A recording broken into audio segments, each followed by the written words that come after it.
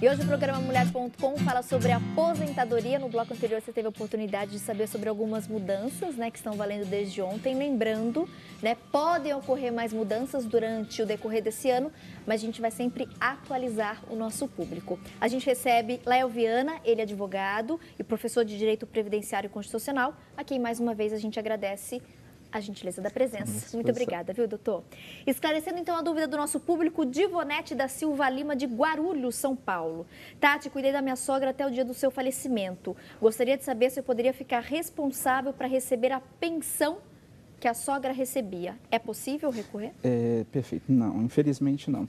Ela não é considerada dependente pela Previdência Social, né? Os dependentes são cônjuges, filhos, os irmãos e os pais. Fora esse núcleo, não é dependente, não tem direito.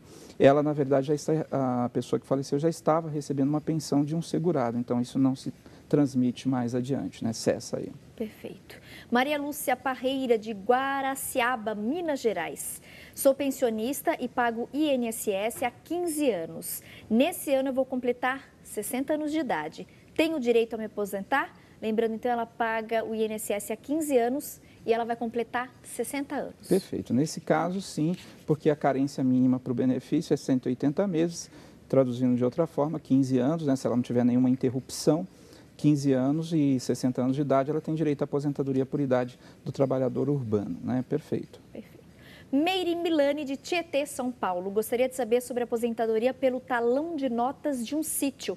Provavelmente ela se refere aqui a trabalhador rural, né? Perfeito, sim. A aposentadoria do rural, via de regra, como ele não contribuiu ou, dependendo do tipo de segurado, não contribui, basicamente o que ele tem que fazer é uma prova do exercício de atividade rural. O bloco de notas, a princípio, poderia ser um tipo de prova. Corroborada por prova testemunhal e outras mais, pode-se chegar a comprovar efetivamente o trabalho rural e conseguir uma aposentadoria, que para o trabalhador rural, né, seria 60 anos homem, 55 mulher e pelo menos aí, então, 15 anos de atividade rural. Perfeito. Carmen Tereza dos Anjos Lacerda, de Miguel Pereira, Rio de Janeiro. Sou professora, já tenho 26 anos de contribuição. Sou professora e já tenho 26 anos de contribuição.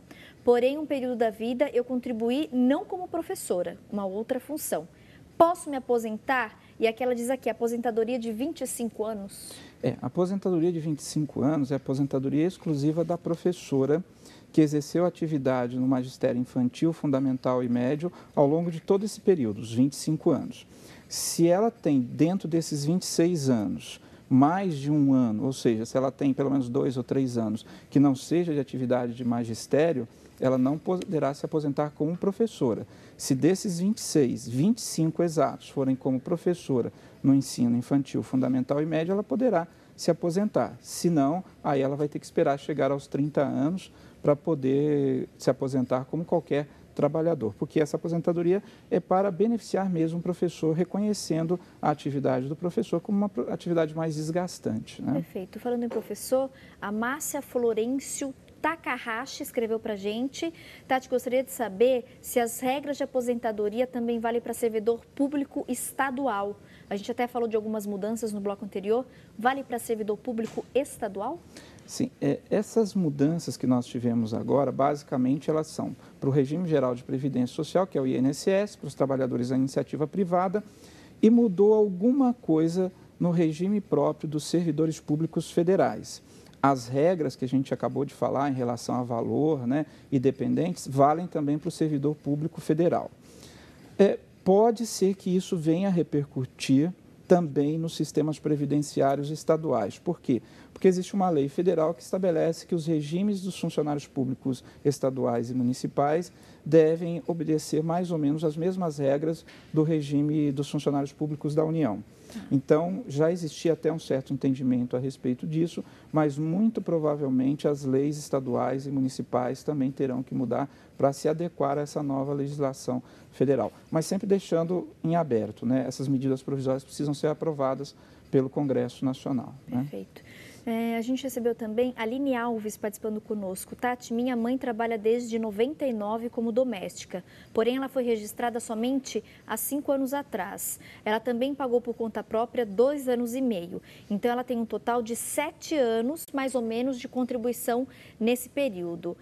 Nesse ano ela completa 60 anos de idade. Tem como fazer alguma coisa para pedir aposentadoria ou tem que esperar ela completar 15 anos? Esse tempo que ela não teve o registro, ela pode até considerar esse tempo para efeitos de aposentadoria, mas precisaria primeiro demonstrar o exercício da atividade e, essencialmente, tentar conseguir fazer esses recolhimentos. Caso não se comprove os recolhimentos, nesse período vai se considerar que ela contribuiu como se fosse um salário mínimo.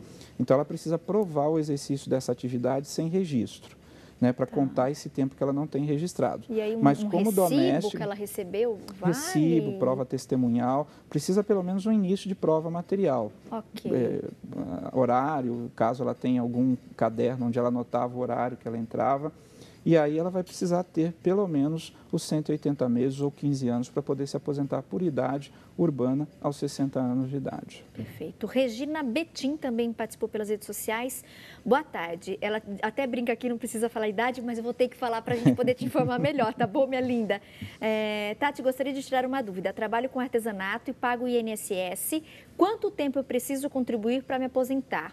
E ela brinca, não precisa falar a idade, mas tenho 60 anos e 8 anos pago. Me oriente, por favor. Então, Perfeito. Ela trabalha com peças de artesanato, ela paga o INSS por conta e ela gostaria de saber, então, o que ela pode fazer e o que ela precisa para poder se aposentar. Perfeito, é bastante comum. Tem 60 anos, só para reforçar. Perfeito, bastante comum. Ela está contribuindo como contribuinte individual, provavelmente como autônoma, né? Ela vai precisar ter os 180 meses de contribuição. Aquela disse que tem 8 anos que ela paga. Isso, ela precisaria os 15 anos. Não obstante ela tenha a idade, ela não tem ainda o número de contribuições adequadas. Ela vai se aposentar por idade, porque por tempo de contribuição precisaria muito mais tempo. Tá. Então, ela pode se aposentar por idade, mas ela vai precisar contribuir pelo menos mais 7 anos para chegar aos 15 anos. Ou seja, ela vai aposentar só com 67 anos de idade. Né? Perfeito. Ela está no caminho certo, mas é importante que ela continue contribuindo. Continue contribuindo. Perfeito. Temos mais uma perguntinha. Qual que é o nome, por favor, direção? Fabiola, vamos ver se a gente acha aqui. Fabiola Melo. Tati, minha mãe tem 60 anos e nunca pagou INSS. Como proceder para obter a aposentadoria? A aposentadoria, provavelmente ela não considerará. Por quê? Porque é necessário contribuir, numa qualquer condição. Eventualmente, ela poderá buscar a assistência social para conseguir aquele benefício de valor mínimo, que é um salário mínimo, né? Tá. Mas para isso ela tem que comprovar para o INSS que ela não tem condições de se manter por si mesma ou por sua família. Então, aí seria a busca da assistência social e não da previdência. Já não dá mais. Aposentadoria, não. Não dá para fazer retroativo, nada disso, não pode, né? A carência, a ideia é contribuir regularmente, mês a mês. Doutor, falando da questão do salário mínimo que você reforçou, que daí, de repente, ela poderia solicitar, então, esse benefício, essa assistência, né? Mas aí ela entra em contato também...